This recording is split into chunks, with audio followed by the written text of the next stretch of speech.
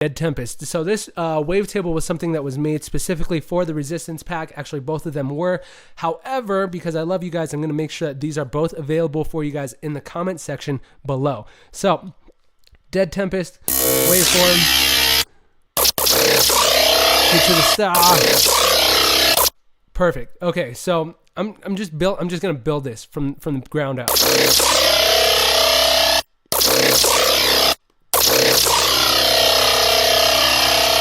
Yeah, okay, cool. So now that we have the core sound, I actually should have done that with the and then the comb. Yeah, it just adds a little bit more of that phasey motion that just comes naturally with that comb filter. So we're going to add that, and now we're going to kind of see where this motion is coming from, because I'm sure as you guys noticed, all I did was hit a button and it already started moving. But that comes from the envelope. So envelope 1 is already set to the master volume. It is, I mean, this is as basic as you get. The sustain is cranked all the way to the front. The attack is cranked all the way to the front. The release is minimum as possible. That way it does have a little bit of a natural tail, but it cuts off that second that I let go, because we want a clean release, at least for now. That's how we're going to design it. Cool. So envelope 1 going to the master volume. Envelope 2 is going to the wavetable positions, which creates that first little bit of motion that we're hearing. Cool. And then envelope 3 is going to the quantize and the high pass, or the hyper wet. I'm sorry. It's over here. It's this guy. Where is it? Where's my hyper? This guy. So it's going to this mix, which creates that unison. Again, it's creating more of that natural movement through the phasing that we don't need to do anything. All we have to do is hold the note and it's going to move on its own. So now that we've got that, let's go through and look at these LFOs, because this is where a good, literally almost all of the rest of the motion comes from this, from these 3 LFOs.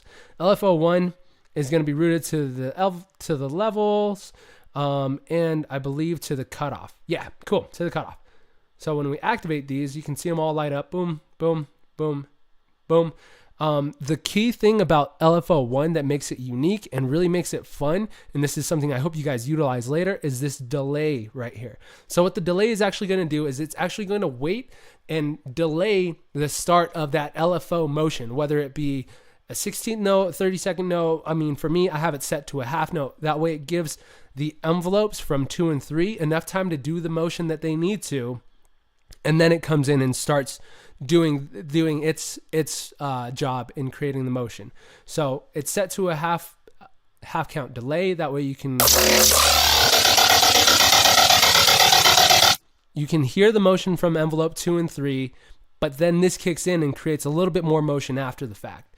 The same thing is going to happen with the LFO 2 as well, because this one has another half count delay. Again, just creating more motion. LFO 3 is the different one. This is the one that is set to be an envelope, so it's going to act like, essentially it's going to be envelope 4 for us. And the goal with that is to have another one shot, and I just wanted a little bit more motion. I just felt like I could do a little bit more.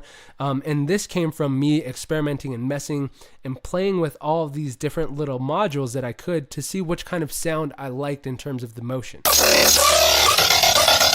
That one is so subtle that you probably wouldn't have noticed it unless I showed you guys it in isolation. But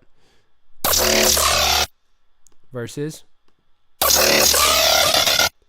just a little bit of characteristics, which at this point, again, most people aren't going to notice, but it does add to the character. It does add to the depth, and it provides it just a little bit more of a human feel, which is hard to do with Serum.